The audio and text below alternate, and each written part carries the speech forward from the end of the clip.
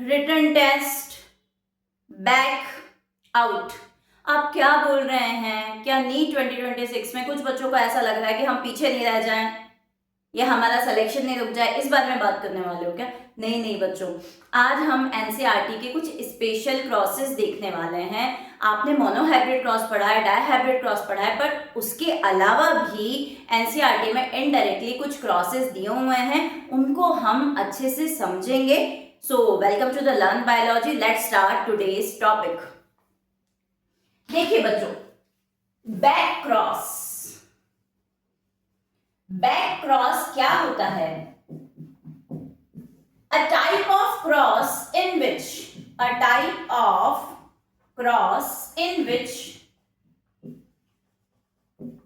organism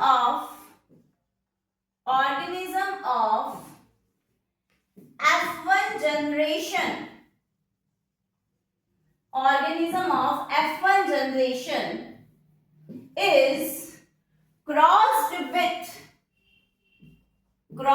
with either dominant or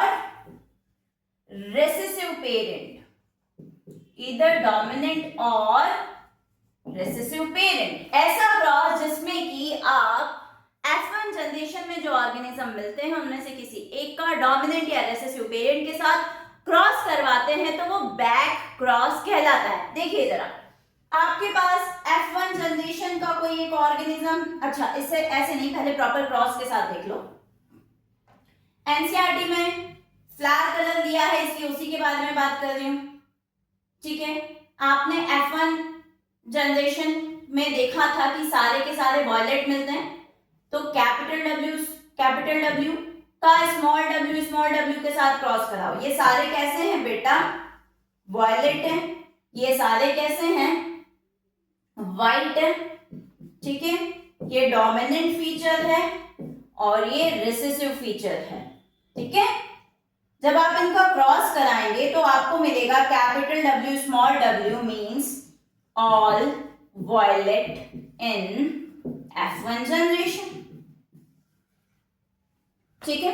अब सुनना ध्यान से, ये जो F1 जनरेशन में जो ऑफस्प्रिंग मिले हैं, इनका क्रॉस, अगर आप इसका क्रॉस डोमिनेंट पेरेंट के साथ करते हो तो क्या होता है, और अगर रेसेसिव पेरेंट के साथ करते हो तो क्या होता है? तो सुनेंगे बच्चे, अगर इस इंडिविजुअल का क्रॉस डोमिनेंट पेरेंट के साथ करवाया जाए तो इट इज आउट क्रॉस,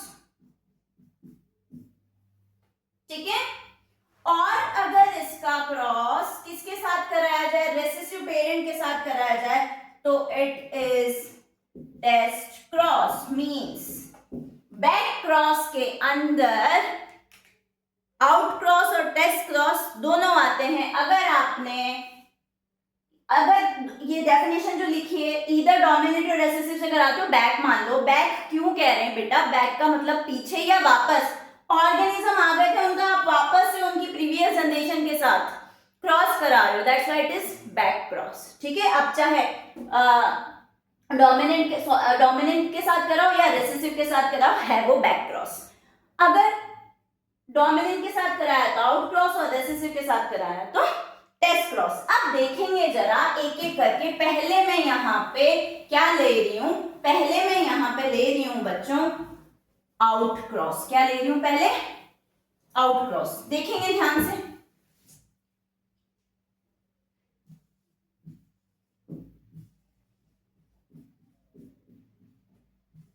ठीक। क्या करना है? अभी F1 क्या आई थी आपके पास? F1 आई थी capital W small w all violet का डोमिनेंट पेरेंट क्या थे? Capital W all violet. चलिए क्रॉस करवाइए बच्चों। इसके गैमेट यहां पे आ गए और इसके गैमेट यहां पे आ गए, ठीक है। चलिए ये है कैपिटल W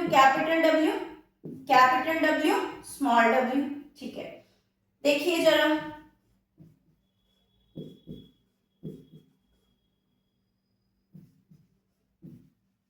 अगर गैमेट बनाने नहीं आते हैं तो मुझे कमेंट सेक्शन में बताइएगा, मैं आपको गैमेट फॉर्मेशन करना सिखाऊंगी, ठीक है।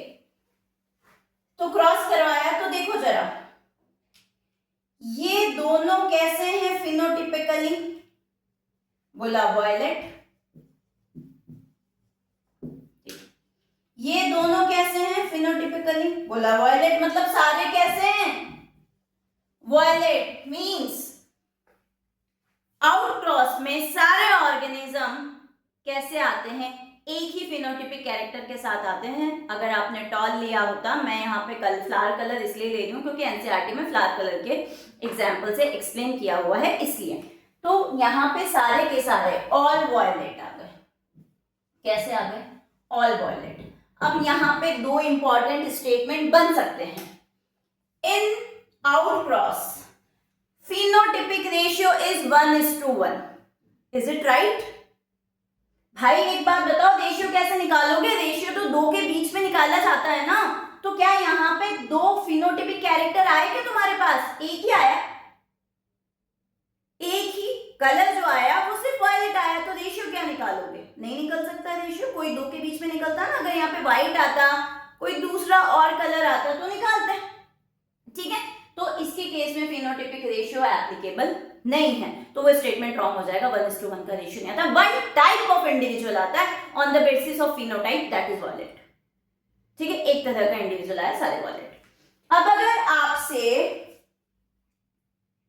जीनोटिपिक पूछा जाए रेशियो, तो जीनोटिपिक रेशियो कैसे निकालोगे, बोला जीनोटिपिक रेशियो आपके पास एक तो फॉर्म आई कैपिटल W, दूसरी form I capital W small w। देखो जरा कैपिटल W कितने हैं, दो, कैपिटल W स्मॉल w कितने हैं, दो, तो रेशियो कितना आ गया, 1:1। रेशियो क्या आ गया, 1:1, क्योंकि यहां दो फॉर्म बन रही थी इसलिए रेशियो 1:1 आया। और इसके केस में कह सकते हैं कि इन आउटक्रॉस जीनोटिपिक रेशियो इज 1:1। आ रही बात समझ में, ठीक है। तो आपने करा क्या था, आपने F1 ऑर्गेनिज्म का डोमिनेंट पेरेंट के साथ क्रॉस कराया था, ठीक है। दूसरा मैं जो आपको एक्सप्लेन कर रही हूं बच्चों, वो है आपका टेस्ट क्रॉस। टेस्ट क्रॉस की इंपॉर्टेंस से क्वेश्चन आ सकता है, जरूर अभी एक्सप्लेन करूंगी, ध्यान से सुनना, पूरा वीडियो अच्छे से देखना। देखो जरा, आपने अगेन F1 इंडिविजुअल हो गए, कैपिटल W स्मॉल w का क्रॉस कराया, स्मॉल w के साथ, क्योंकि बोला क्या था डेफिनेशन में, अभी जो मैंने वो फ्लो चार्ट टाइप्स बताया था उसमें क्या कहा था कि F1 का रेसेसिव पेरेंट के साथ क्रॉस कराते हैं तो वो टेस्ट क्रॉस है, ठीक। अब देखो क्रॉस करवाओ फिर से,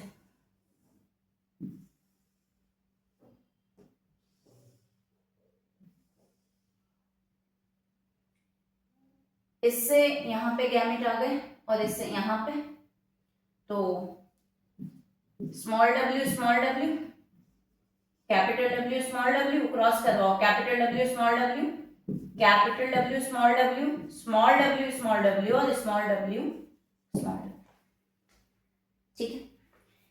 अब देखेंगे जरा यहाँ पे कौन कौन वॉयलेट है, ये वॉयलेट है, ये वॉयलेट है, ये वाइट है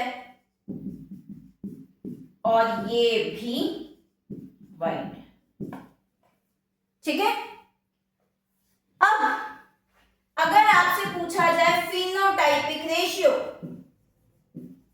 तो फिनोटाइपिक रेशियो जो है ना बच्चों वो 1:1 आएगा। क्यों, वॉयलेट कितने आए और वाइट कितने आए, वॉयलेट 2 आए और वाइट 2 आए, तो रेशियो 1:1। मैंने बोला था ना दो तो कैरेक्टर होंगे ना। अगर जीनोटिपिक रेशियो निकाला जाए तो जीनोटिपिक रेशियो क्या, कैपिटल W स्मॉल w कितने इस टू स्मॉल w कितने, तो capital W sorry capital W small w 2, small w 2, तो रेशियो क्या हो गया 1:1। तो अगर यहां से स्टेटमेंट वाला क्वेश्चन आए, ध्यान से सुनेंगे, in test cross phenotypic ratio is 1:1, genotypic ratio is 1:1। तो स्टेटमेंट फ्रेम हो सकता है यहाँ पे एक कि both phenotypic and genotypic ratio are remain same in test cross. पर इनके केस में ऐसा नहीं हो रहा था क्योंकि वहां पे दो इंडिविजुअल देखने को नहीं मिल रहे थे। अब सुनो, जो एनसीईआरटी में वो फ्लावर का डायग्राम देख करके एक्सप्लेन किया हुआ है उसके बारे में बात करती हूँ और टेस्ट क्रॉस की इंपॉर्टेंस बताती हूँ। एनसीईआरटी में डायग्राम कुछ इसी तरीके से दिया हुआ है। ये लो, मैंने तुम्हारे सामने एक, ये ब्लू है पर मान लो ये पर्पल कलर का फ्लावर बना दिया, ठीक है। अभी तो आपको ये पता है कि ये पर्पल है, तो आपने यहाँ पे लिख दिया अननोन डोमिनेंट फिनोटाइप वाला ऑर्गेनिज्म है। ये क्या है? Unknown dominant phenotype. अब क्योंकि टेस्ट क्रॉस क्या कहता है, ये आपकी F1 इंडिविजुअल था ना, ठीक है, और ये आपका रिसेसिव पेरेंट है। यहां तो मैंने आपको समझाने के लिए ये हेटेरोजाइगस लिया ही है, ठीक है। अब इसकी इंपॉर्टेंस बता रही है इसलिए एनसीईआरटी का डायग्राम एक्सप्लेन कर रही हूँ। बोला अननोन डोमिनेंट फिनोटाइप, ठीक है, इससे फिनोटाइप आपको पता नहीं है। इस फिनोटाइप, ठीक है, की एक कंडीशन और इस फिनोटाइप की एक कंडीशन, ठीक है। क्रॉस तो आपको रेसेसिव के साथ ही कराना है क्योंकि तभी वो टेस्ट क्रॉस कहलाएगा। इधर भी क्रॉस रेसेसिव के साथ कराना है तो भी तभी वो टेस्ट क्रॉस कहलाएगा, ठीक है।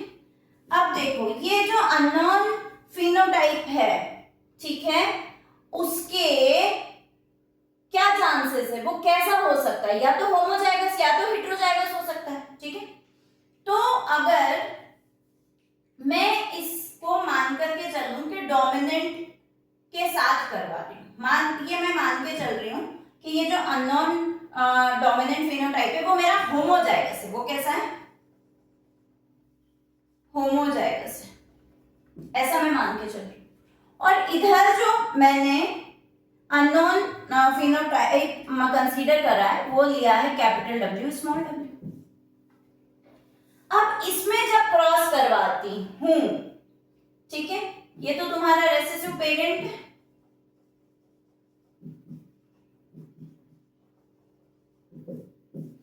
और ये भी क्या है? Recessive parent condition.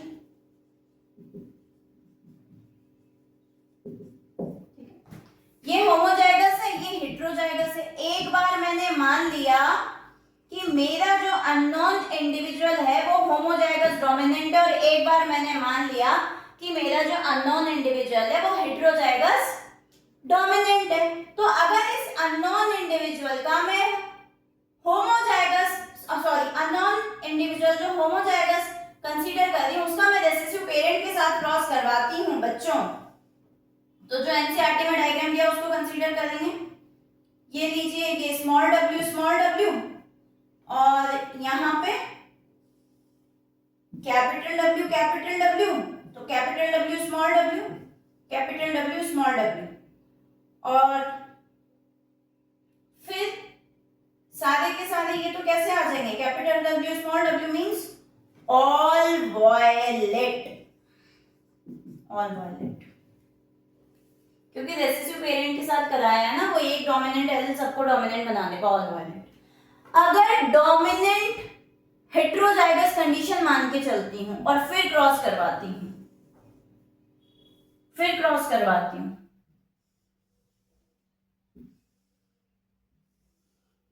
तो ये लो small w, capital W small w,